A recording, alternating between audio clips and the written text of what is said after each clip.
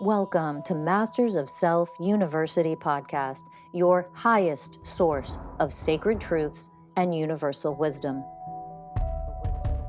Hello, beautiful souls. I'm Rachel Fiori, mystic, spiritual teacher, psychic healer, and founder of Masters of Self University.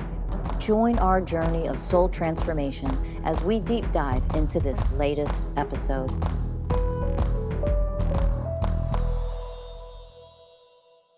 Hello, everyone, and welcome to another episode of the Masters of Self University podcast. I'm your host, Ellie Lee.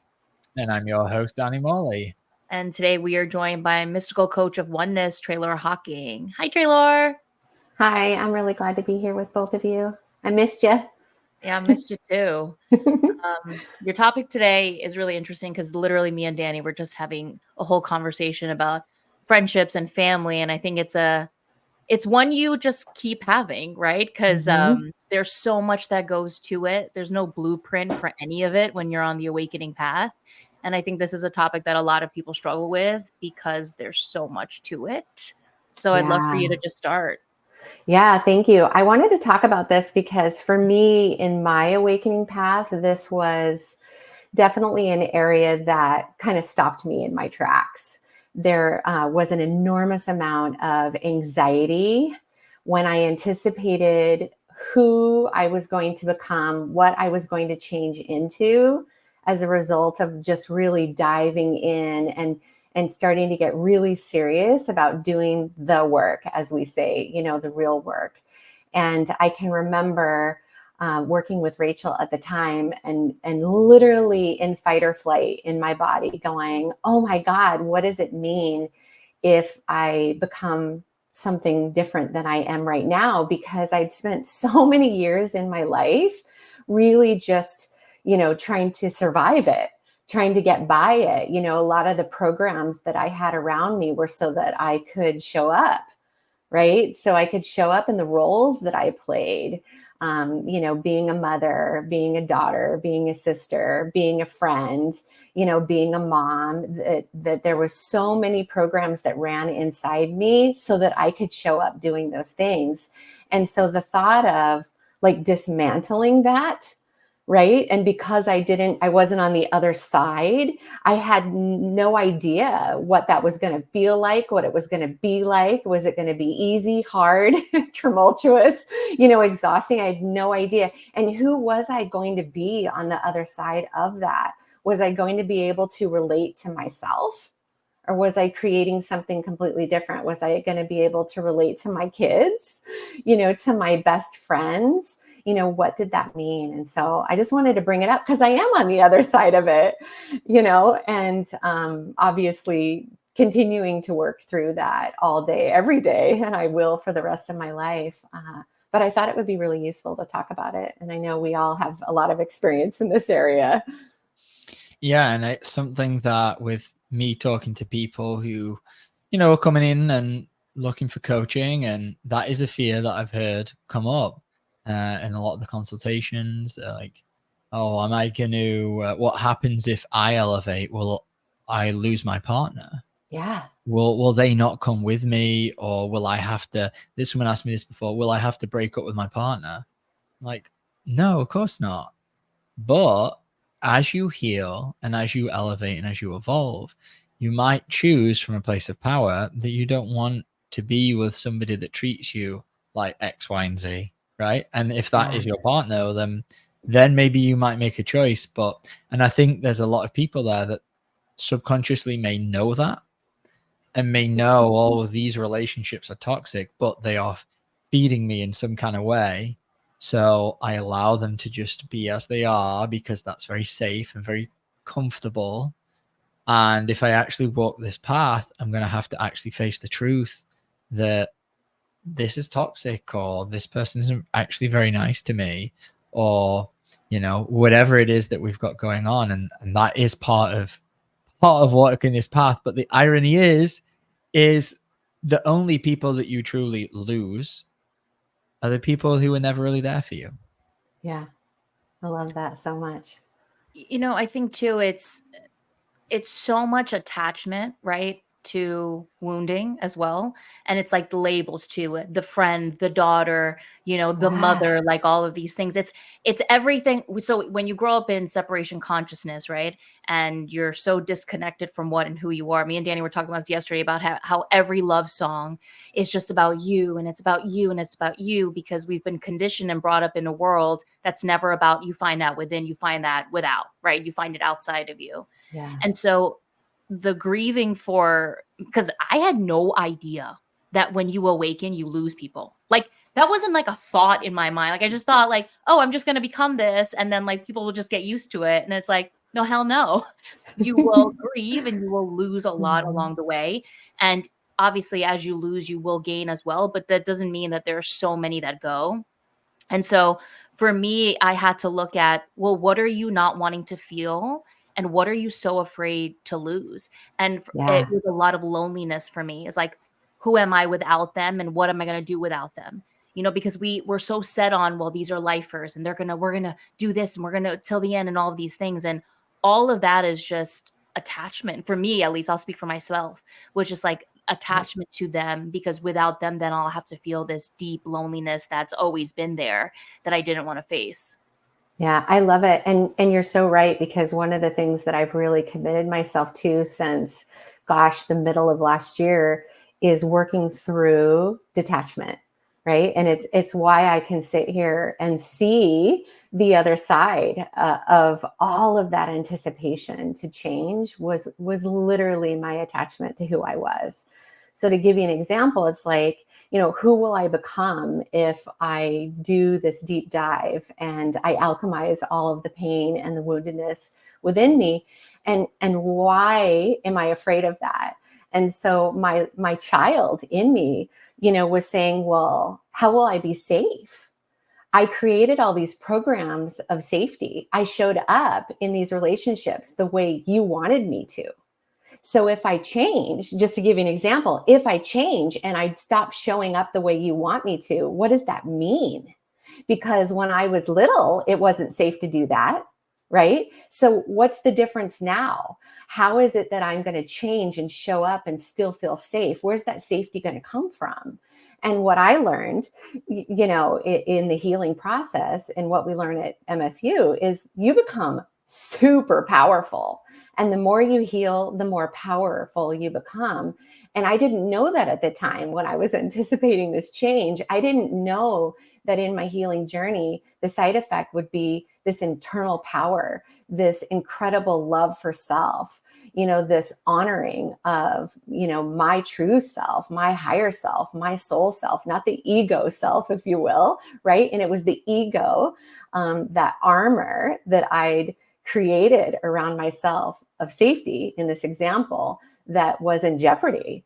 But when I become powerful and I alchemize all of that woundedness, when I alchemize all the programs that child was using to keep herself safe, there's no need for it because the power replaces it all. Right. And so what I know now is that actually what I've become is a very powerful being. And the more I heal, the more I alchemize, the more I do this work, I just become more powerful and more powerful and more powerful. And another side effect of that is those people who didn't want me to show up that way, well, they don't have a choice. Right? Because I've got this, this groundedness within me. I set natural boundaries for myself, like all of those things were the side effect. And that's who I became. And those people had to learn that. Like a lot of them weren't happy, when I actually had a beautiful, loving boundary for myself. And I delivered that boundary with love and grace to them. They weren't prepared for it. It was shocking. Right. And so that power that I've created, that we create when we heal, helps us navigate those instances, And I'm sure it brought up a lot for you when they didn't like your boundary. Oh, yeah, absolutely. And so, could you talk a little bit about how you work through that? Because I'm sure it was a very uncomfortable, a lot of uncomfortable. Yes. Well, I talk a lot about when you're triggered that it's an opportunity, right? Mm-hmm. And it is. And so when you've become powerful enough to create a boundary for yourself, and then you get the opportunity to display that boundary in public, right? You don't have control over somebody else's reaction. You only have control over yourself. And so there's a mastery in that, right? It's going back to giving yourself that open, we drop into the heart, we open and expand, and we witness whatever comes up within us in those moments. And so a lot of times holding those boundaries, that's all that I was capable of, right? It was like, oh, great, I'm triggered too. I held the boundary. I totally triggered this person. I just need to go take care of myself. And so I had to practice in it. And then as I alchemized those fear or those triggers in me about holding that boundary in the presence of somebody else, I became more powerful. And then I could literally stand in front of somebody screaming obscenities at me, sometimes mean, nasty, things, to try and show me how much they dislike how I'm showing up. And I could still stand there and just be in openness with a full open heart, let them spew, what's coming out of them, honor the fact that that's in the space that they're in, and just continue to support myself in that process. And in doing that, I'm showing them what they can become when they're ready, and so I had to learn and practice to keep being powerful in those moments. And do you feel like the fear that you mentioned at the beginning, that was kind of, anticipating going on this journey and, fearing what might happen, do you feel like part of that was knowing that you were going to have to set these boundaries and that was going to be uncomfortable? Yeah, I think unlike Ellie's example where you were like, didn't know it was going to happen, I literally had this future forecast of that. And I think it was because of the flavor of woundedness that I carried. I was the type of kid who used to walk around just going, you can't act like that. You're not allowed to say that to me. That's not okay, all the time to adults. And I was in trouble all the time for saying how I wanted to be treated, for asking people to treat other people in my presence the way that I thought they should be treated. And it was from the innocence of this, I'm just going to say, hopefully a loving little girl who just knew the cardinal difference, right, between ugliness and what kindness and harmlessness and gentleness was. And so I was calling out whatever I saw all the time. And I was learning as I got older, that the teachers at school didn't like it. I never got punished a lot at home, but it was when I was out in public, I could see a lot of people giving me reaction. And so I chose at some point to never do that again.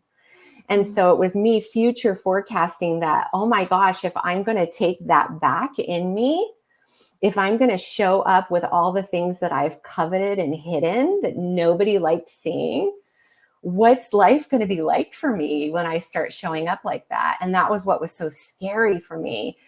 And I also had this, it's kind of funny now. It's actually a little, I kind of like giggle and embarrassed to myself about it. But I had this grandiose idea that this path meant that literally I was walking on water. Like I just future forecasted to having, like all of this superpower, for lack of a better word, and that no one would relate to me whatsoever. So I don't know what that was all about, other than I was like super excited about it, but it also scared the crap out of me because I thought maybe it was something that it was unearthly, if that makes sense. So how would I even relate to anybody anymore? And that was terrifying as a mother, even though my kids were in their early 20s at the time. It was still so terrifying to me to think they're on their own paths and now I'm on mine. And will we ever come together again? Mm-hmm. Isn't that interesting?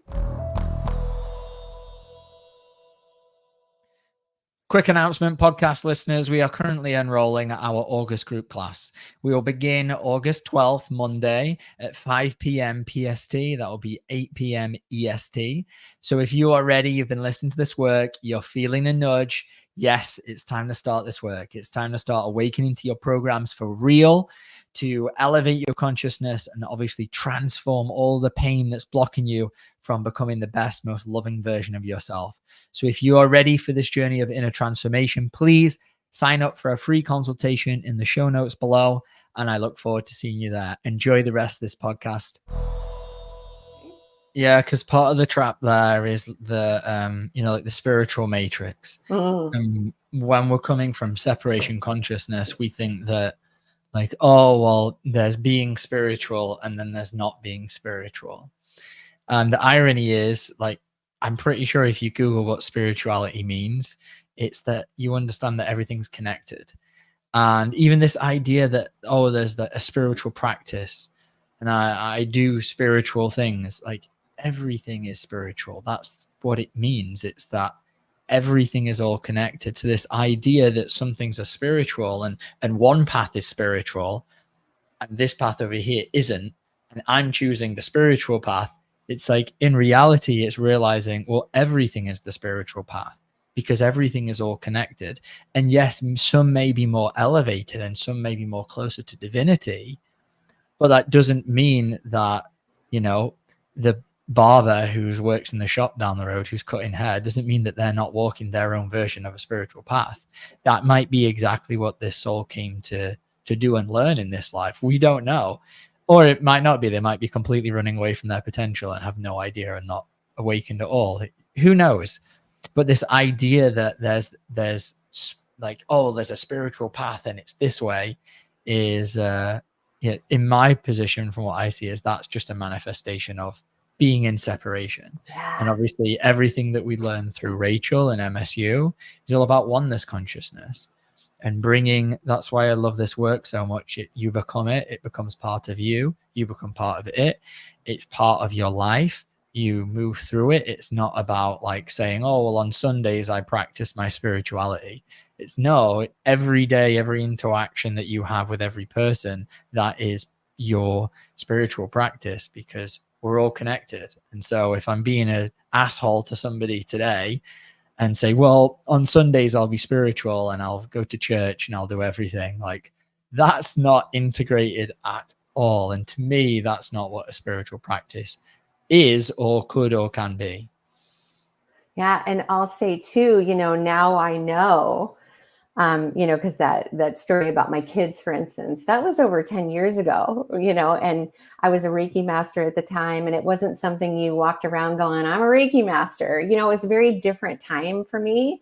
And to say that fast forward now, the relationship that I have with my kids, it's on my end of that relationship. It's such a deeper, more respectful, more accepting, more unified relationship. The role as mother, if you will, is beginning to dissolve in a way because I know that they're a soul having a human experience first and foremost. And this journey has helped me to unify that, right? And so they're that before I was their mother, before we created a contract with each other.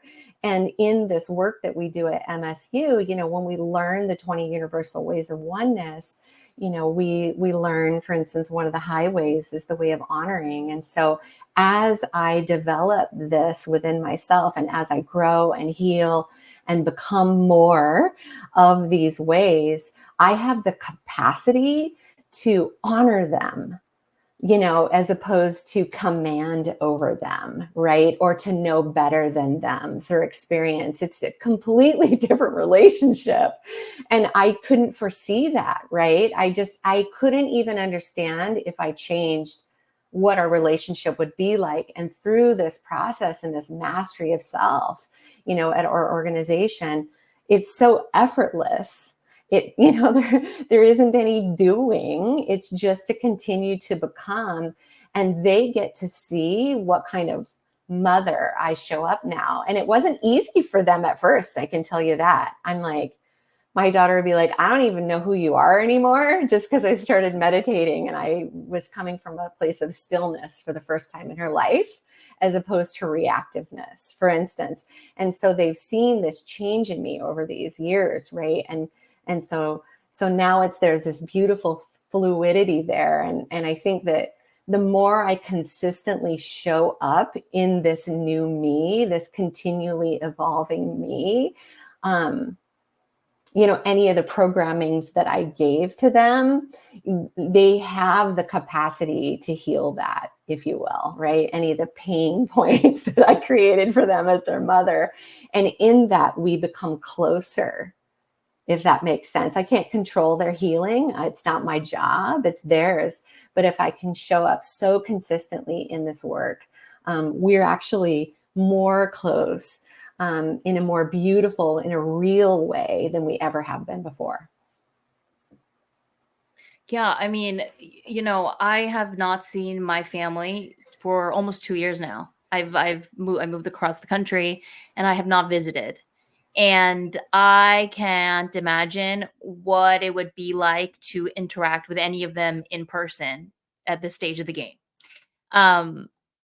So when you were talking a lot about, like, someone in your family or whoever it was spewing a lot of, like, really nasty things, or saying, like, there's this part of me that goes, I look forward to that experience, because I would love to just be so grounded and be the observer of what I'm observing.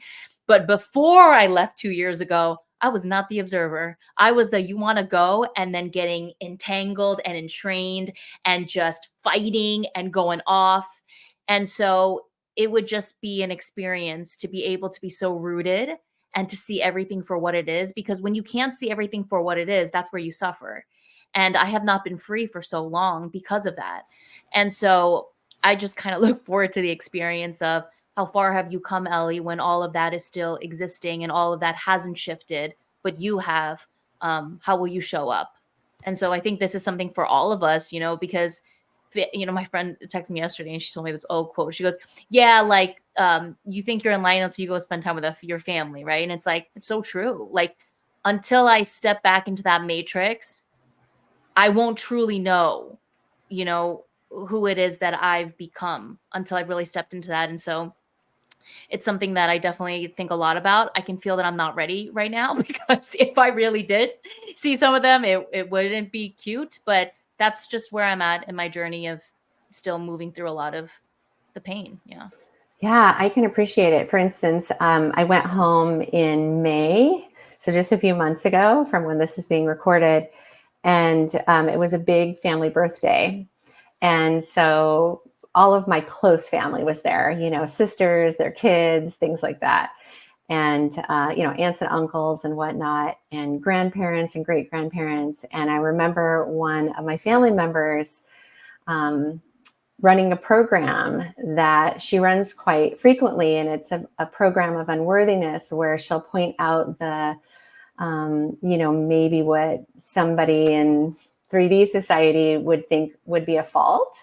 She'll point out a fault. And it's a way of, her being okay in the room. And it was so interesting to observe myself respond to that in presence with her, as opposed to on the phone, being several states away. And then to see, sense, and feel her responsiveness. And I'm not going to say reaction, her responsiveness to the way I showed up when she expressed that. And it was something, she pointed out a negative. What do I think about it? And I said, that's not a topic I'm going to have a conversation with you about. I love you. And she was like, in her own body for a second, not in her face. And then she just sat there quietly for even just a nanosecond. And she put her arms around me and she said, thank you for that. I love you too. And that's what I mean by her responsiveness, as opposed to going like, what the hell did you mean by that? And then kicking up something, right? But just those little teeny nuances are there all the time. Those opportunities are there all the time with these family members. It's like, it wasn't even my boundary to hold, right? But I was like, not for whatever she was saying, but I was like, I'm not going to engage in that. And, I've shown up consistently enough for her to go, oh, this isn't Treloar, shunning me and pointing out a negative in me. She's actually saying, yeah, I'm not going to engage, and I love you anyway. So, yeah. Beautiful. We'll all get there. But there's opportunities like that all the time. And you know what? There's going to be a time where I lose it. And I have, I can remember being home a couple times before that, and I got some news and I lost my shit and I yelled. And there was like a whole paragraph of how I wished something was different that came out of my mouth. And then I came to. Yeah. Yeah, I came to, and I was like, oh my gosh, I just raised my voice. I just raised my voice and told you how I needed this situation to be. And I was like, I am so sorry I just showed up like that. It doesn't mean I don't want things to be different, but I didn't need to be that way. Can you accept my apology? And, it was to my daughter. And she said, yeah, I can. I don't like it when you yell. Right. So there's always moments where, we're going to be in that human space and have an opportunity to, that was me being attached to the outcome. We've talked about detachment here, that's why I responded that way. I was very attached to the outcome, and I did not like the information I was given. Right. So it's going to happen. It's going to happen. And I think for me too, there's always like an expectation program that I run of, I expect myself to show up in this way. And the truth of the matter is that it's going to be messy till it's not. And to have grace for myself when it is messy, and to love myself through that. Because I can find, my sister just came and I haven't seen her in 2 years, and woo, I showed up in very ugly ways. And I found myself really being hard on myself and destroying myself as a result of it. Instead of, Ellie, like, see it for what it was. The experience was perfect for what it was, for you to be able to witness all of this, acknowledge it, and then begin to start healing it. Because what you're doing right there, the self-flogging and all of this stuff, is like, you're trapping yourself. Like, let's get to the next level of what this experience brought, and then you see the gift in it. Whew, that's so amazing. Not easy. Jesus. Nope. Working on that compassion piece myself. Yeah. And I think too, like, I'm realizing as well, such a lack of compassion for myself my entire life. Not knowing at all how to have any kind of grace or love for myself. Like the other day, and I've been reflecting on this a lot, because as an HSP, as a highly sensitive person, everything that, even when I make a mistake, it's like, I just destroyed the world kind of thing. The weight of it, right? How deep you can feel into it. And I had this really, like, not silly, but like, someone DM'd me on Instagram, and she was sharing all this beautiful stuff with me. And then I felt like my response wasn't as beautiful as what she DM'd me, right? And she didn't really say anything back. She just liked it. And then that just spiraled me into this, oh my God, Ellie, you're so horrible. Like, you weren't as deep as she was, and now she thinks of you and that and all this stuff. And I was getting lost, and I was like, Ellie, you just got triggered because you showed up in this kind of way. It's okay that you feel all of these things. Just love yourself through all of it. And if she feels some type of way, she feels some type of way, but honor what you feel. And then I was like, oh shit. And then I was free. And then to think of how much I've spiraled into that, all of that before, and got lost in it. And then to just show myself compassion through making a simple mistake or doing something wrong or whatever it may be. And it's just hilarious how much we just choose suffering because of we ruminate and we create all these stories and all these things. And it's like, yeah, there's so much freedom. Yeah, and that's why it's so important as a HSP to heal, because you feel it so much deeper. And that means there's more power in there. And that means there's more power to create that reality. And, I was at work the other day on my other job, bartending, to pay the bills. And I made a mistake.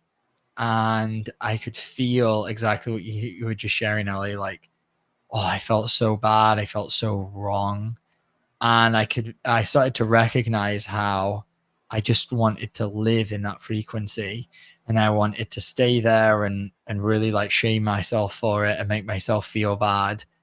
And obviously, like, that is all programming. Like, that's not coming from my soul. Yes, an element of shame, is there to just guide me. Okay, yeah, maybe I did do something terrible. Okay, that's divine communication from the shame to show me that, yeah, I've fallen from grace. But this little mistake that I made, there was none of that. It was just all programming. And I recognized how in the years past, this is what would happen to me while I was doing work. And then what would happen, I would spend hours in this energy, like freaking out, super insecure, worried about all the, and then in that frequency, and then making more mistakes. Yeah. Because I'm worrying, I'm starting to create that reality. I'm starting to create the worry, I'm creating the shame, I'm creating the like, and then it's just a downward spiral. And I was able to catch that real quick and go, oh, I see what wants to come alive right now, and recreate this whole like downward spiral. I can choose that if I want to choose that, but I've lived in that my whole life. I know what that creates. And let me just reel it back in. Let me drop in and let me just clear this energy. I don't have to do this. And it was amazing how quickly I was able to shift out of that. And it just got me thinking, I'm like, oh, I wonder who else in this restaurant is a highly sensitive person and who, you know, runs these same kind of programs when they make a tiny little error, and I'll feel other people make an error and they're fine. I'm like, what the hell? I'm like, oh, it's because we're all 3 HSP. We the 3 relate completely to each other in this instance. 100%. How can this person like, make such a big error and not care? Yeah, I'm the biggest persecutor in the world of myself. I would never hold somebody even remotely close to the standards, right? Yeah. Of persecution. Exactly. Yet there's somebody out there who can just totally fumble and get up and brush themselves off. At least it seems from the outside, right? Just keep trucking. I can feel like there was someone else who made it, and I'm like, oh, I can feel from him. He feels bad, but he's not. Like, the vision that I've been getting recently on what I do is just like pushing my head in the sand and like really like just pushing it in there just unnecessarily. Like giving yourself this biggest noogie. Yeah, just really driving the head into the sand. And it's like, that's unnecessary. Like, yeah, okay, great that you feel bad for making a mistake. Now you know that, you know, that was the wrong thing to do. Don't stay in it. Don't stay in it. And years ago, before this work, I wasn't able to see that. I would just ruminate in the worry, the shame, the wrongness, and continue making mistake after mistake after mistake. And I found now that, oh, I can just drop in and clear that. I don't have to attach. It's like there's a part of me that wanted to attach to this program, this story, this reality of I'm a terrible person, I've done a terrible thing, and I need punishment. That's the underlying thing for me is like, I need to be punished because there's no one there to do it. I'm going to do it to myself right now. That's so interesting. Yeah, and mine is I'm always getting punished, so I'll just do what I know. You know? Yeah, it's so interesting.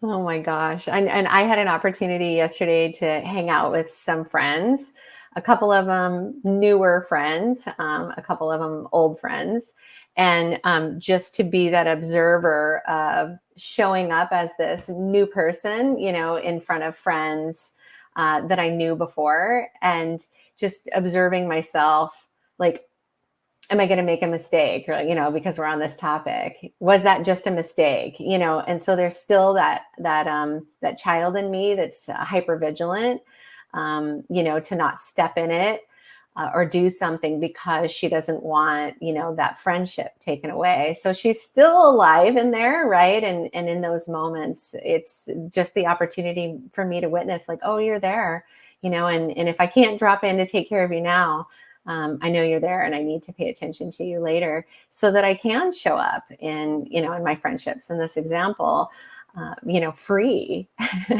from all that, and authentic, right? While I've loved this tangent we've gone down, I would love to get back to what we originally spoke about, what we were originally talking about, because there is another side to this, which we haven't covered yet. And we received, Ellie and I, a video this morning from Rachel, and it was on TikTok, and it was talking about how it was all tongue in cheek, but it was about how when you get more intelligent, you actually lose, you end up becoming a loner. And Ellie at like intelligent or intelligent, or when you become more awakened? What was it?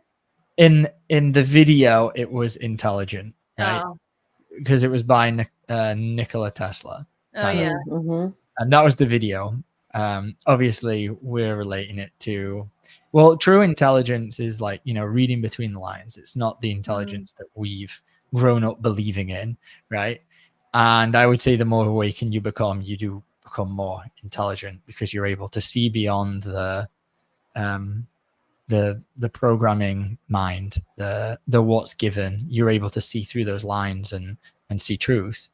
But there is that side to it there. So I feel like we have to touch on that, where yes, I feel like there's a wave, right? So I started this work, and then your spiritual ego comes on, and then not everyone, but people move through that phase of like, oh, I'm so spiritual, I'm so elevated. And then when you actually do start actually truly elevating, you realize, oh, that's like, that is all of a matrix, and that's my ego just grabbing onto things. And then I can elevate beyond that and actually start, as we mentioned earlier, like getting into oneness. And then you realize, oh, I don't know anything really. And that's like true awakening, as Rachel says, is like realizing that you're humble enough to not know. And then you go through that phase. And then when you get to a certain level, and I feel like at that level, you're able to relate to people very easily, because now you're not coming from judgment. You're not like, when I relate to people, I'm not judging them. I'm seeing them in a very different place as I did a few years ago. And so this place is really kind of I'm able to see a lot more beauty and be able to connect with people. But then there's another level to that. And I feel like the higher and higher you go, you still can relate and connect to people, because you're going to come and connect with them at the level that they're at. But there's going to be less and less people at the level that you're at. There's going to be less and less people to truly connect through divinity. And hopefully, as we do this work and, you know, do this podcast and bring this to the world, more and more people will elevate for real. But there is truth to that, right? And that's what that video this morning, you know, she sent about, was when you really become intelligent, you don't want to be around, you don't just want to get along with everyone. You're going to forge your own path, and not everyone's going to like that. And as you mentioned earlier, Treloar, it's like when you truly step up into your power, not everyone likes what it is that you have to say. And most of the time, those people are going to run their unconscious programs and project them on you. And there will be those few who can see through that bullshit and see that this is about them, and I need to take care of my own stuff that I'm projecting. And that's where it can be challenging. And yeah, it's a different story when we're talking about that level of elevation. Yeah, I love this. One, you know, let me just say this, trigger alert, the dating pool is a lot smaller, right? And what Danny had just said is like, as more people heal and alchemize and become elevated, the thought is that, you know, I'm just going to say 3D, 5D, because some people understand that, you know, the not quite conscious about healing and the people who really want to heal, you know, it could be lonely here. And then the more people heal, it's like the healed side will go up as opposed to this, right? And so the pool will get bigger again, you know, but how do we navigate all of that in the meantime? And, you know, just to go back onto some of the things that you touched on, it's like energetically, when we're doing the work, energetically, we're different people. And so even though we can relate or empathize, you know, honor, understand, appreciate where somebody chooses to be in the moment, it's not always easy for us to be there with them because of the energetics that surrounds them in that space that they're in. And so that's where some of that loneliness can come from, because I'll choose not to be in that environment for long or at all. Sometimes that doesn't mean that I don't care and that I don't have an enormous amount of love for that person and appreciation where they're at and acceptance where they're at. But I may choose not to be in those energetics for long as a result. And so I spend a lot more time by myself, for instance, because it's important for me to navigate those energetics. We've already talked about the three of us being highly sensitive people. We're already doing that anyway. But then as we heal and elevate, that's just a natural side effect, right? And as we have more people do this work, it won't be so lonely out there for us, hopefully. But it can be, because not everybody wants to sit around at a dinner party, at a restaurant for 6 and have a conversation like the three of us might be having, at a dinner party. Not everybody wants to participate in that high vibration kind of conversation. And I know that we like to talk about healing all the time because we have a value and an investment and, the dedication and devotion to it. We know why we're doing it, and other people aren't there yet. And so talking about the weather, for lack of a better example, isn't as interesting for me, because my interests are just in a different place a lot of time. Yeah. Oh, go ahead. Oh, you go. It's good. I think for me, I've struggled so much with loneliness because I know that since I was a kid, I was like, okay, I'm not like other people. And I wasn't even on the path yet, right? I just knew that I wasn't like other people. And so it was always this thing of like, there's something wrong with you. And like, I just like never had what I had seen in other people, right? The groups of friends and all, and I had them, but I never really felt like I was ever a part of it. And so I've always been attached to this title of, well, I'm a loner, and like that's just who I am. And one of my really good friends and I, obviously we have so many awakenings on this path, but I would say the first awakening, she and I had that around the same time. And she was voice noting me yesterday, and she's just like, I'm surrendering to the fact that I just enjoy being by myself. And, she used the word loner, but I could feel the energy that it wasn't coming from this place of victimhood. It was coming from this place of, this is who I am, and I completely surrender to that. And the freedom that comes with, because for so long, like I would just be like, that's what I want. And I want to be like that. And then I put myself in those situations. I'm like, I just want to go home. Like Danny's always like, Ellie, I can always tell you when you want to go home. And I'm like, and it's a lot, right? And so it's like, well, why don't I just surrender to what is? And why can't I accept who I am for what I am and look at this? Because when I am alone and I'm fully enjoying it, I'm like, this is awesome. Like I really do enjoy my own company, especially if I have my dog with me. And so there is a freedom that comes with that when you just really start alchemizing everything that keeps you wanting something that that isn't actually what your soul wants or needs. Yeah, and when we first start this work, or before I even started this work, I only wanted to have conversations about deep things. And then when I started this work, that probably got deeper and deeper. And then the pendulum switched, and it goes that way. You're like, this is the duality that we live in. And I've arrived at a place now where I don't need to have a conversation about something really deep. And this is some of the lessons that I'm receiving from where I'm working right now. I'm totally fine talking about the weather. Would I prefer to maybe talk about something deeper? Yeah, for sure. But I can have both. I'm integrated enough as a human to be able to talk about the weather and be able to talk about, the deep pain that I felt this morning when I woke up, that's in the middle of my chest, and I dropped in and alchemized it, and whatever came up. And having that ability that's part of like integrating as a human being and being one. And like, this is where we view the expectation of when we elevate that we're just going to get to this place, back to what you said, Treloar, like walking on water, that we're going to float up into the clouds.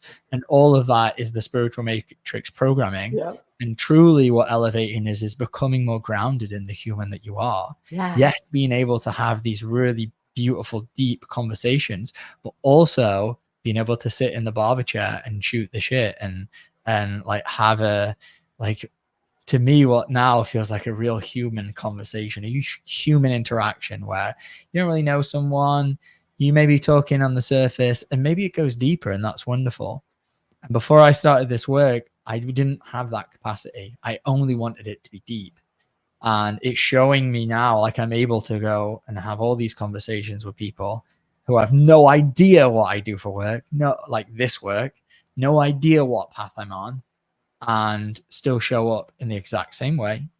And it's teaching me that level of integration. Like, this is what it means to be human. It's not floating away on a cloud or walking on water. It's being able to relate to a human being at any level. It doesn't mean I'm going to start to drop my consciousness down to a really low level, but I can still meet somebody where they're at and connect with them on that level. Obviously, I'm not going to go to like a strip. I'm not talking about like going to a bar in a strip club kind of thing, but like coming down to, oh, this person can only talk about the weather right now. Great. Yeah. Let's talk about the weather. And I know this came up for you over the last couple of weeks, Elle. Me. Did it? Yeah. What example are you talking about? Connecting with members of your family. And this is part of it. This is what I've been learning a lot of this with my family. I really want them to see me and understand me. And I have this with my friends too. I want them to see the path that I'm on.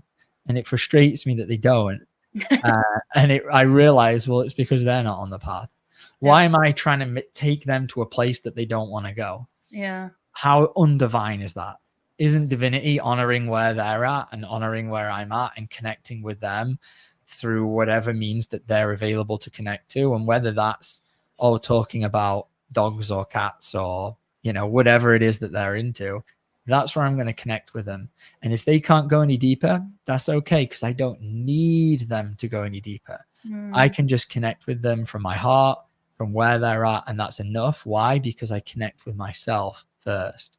And that's where it can get lonely. Like, I've experienced this. Like, I'm feeling like more and more in one capacity isolated, but more and more connected to my true self. Yeah, exactly. Yeah.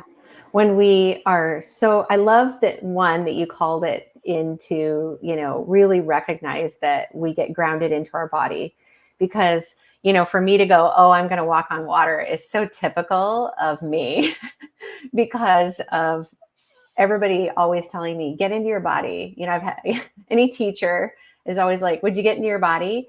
And so working at Masters of Self University, like working through the programs here, you know, all the opportunities that we have, I'm learning how to fully integrate into my body.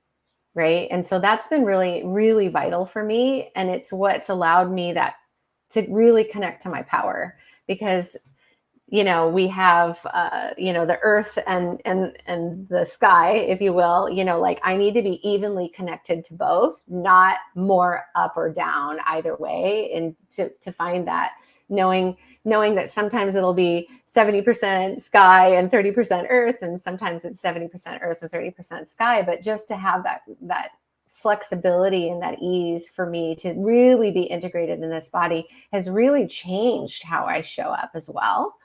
And to say that, you know, my relationships, I'll just use my kids, you know, they're adults, they have children of their own. When we come together, whether it's on FaceTime or the phone or in person, because of this connectedness that I have now, you know, that I'm fully anchored into this body, you know, that I'm walking my path in this body. I chose to have a human experience, you know, as a spirit, to not be so tethered up into the spirit world, but come down and actually emulate that in this body. I can relate to them more. That was the fear that I had, that I wasn't going to be able to relate to them. And I actually can. And I can be like, oh my gosh, well, you know, you cut the grass today and the yard looks great. You know, like all of those normal conversations are lovely. And they come from a place of authenticity. You know, they come from true earnest, you know, interest about that. It comes from love for them. Why? How am I able to do that? You know, to meet them where they're at? It's because I've met that within myself and continue to meet that within myself first. that's how I can show up that way for them. And it feels great to be able to do that. All of that fear that I used to have is completely diminished, knowing that when I have that sovereignty for myself, I can honor the sovereignty in them. And like you were saying, you know, like come together in whatever way we can. The loneliness is, you know, it's transmuted in those moments because we experience that unity together, and the love that we share is just a bonus, if that makes sense. It was a point I wanted to make. There isn't a part in me that needs them, you know, to be my son or my daughter or my grand. There's still parts of me, just so you know, but it isn't as screaming loud with my fight or flight mechanism like it was 10 years ago. You know, there's parts of me that know I'm okay, you know, like I'm safe. You know, the programs that were in me back then aren't running anymore. And so I get to show up emulating that. And all of the love that I get to receive from them, friends, family, it's the bonus. Right. And so if I'm giving all that to myself, it isn't the loneliness that people think it is. It's very different. Yeah. And I'll end it on this note. Fuck the spiritual matrix. Because I'll never forget when I was like caught up in it and I was hanging around these people and they were all from like the Pleiades and the Arcturians and the Lyrans. And I remember thinking to myself, how am I going to become like that? And the trick is that that's not what's meant to be. I want to be so grounded into this human experience, and the integration, like Danny, you're speaking of, like that's something that I really look forward to, because I want to be human. Yeah. And I really want to anchor into that. And so I think that's the most exciting thing about breaking the spiritual matrix, is that everything of that is not what this is meant to be. And so the more we integrate and the more we become, it allows us to really enjoy what we're here to experience, which is being a human being. Yeah. And to recognize how extraordinary it is to feel, you know, I mean, and that's literally, like, I know that's a weird thing to say. No, I love that. Absolutely extraordinary. And when we're in the spirit realm, they don't get to. Yeah. We get to. And to stop suffering because of this get to, right? And embrace it and allow it to come up and teach us and elevate us. That's what the purpose of that feeling is. And then we get the exaltation of, you know, the other things, you know, like hanging out, just shooting the shit with a girlfriend on a Friday night on the couch. Right. Yeah. Sometimes when we're all hanging out and we're just, you know, it'll be like the group of us, right? And this is all people that are obviously part of Master Self University. And we're just like going off each other. We're just laughing about stupid shit. Like those are the moments where I'm like, I love this. Like, this is so great how we can go so deep into the evolution of human consciousness, but we can also talk about, you know, the dog farting and things like that. Yeah. And snarkiness and just.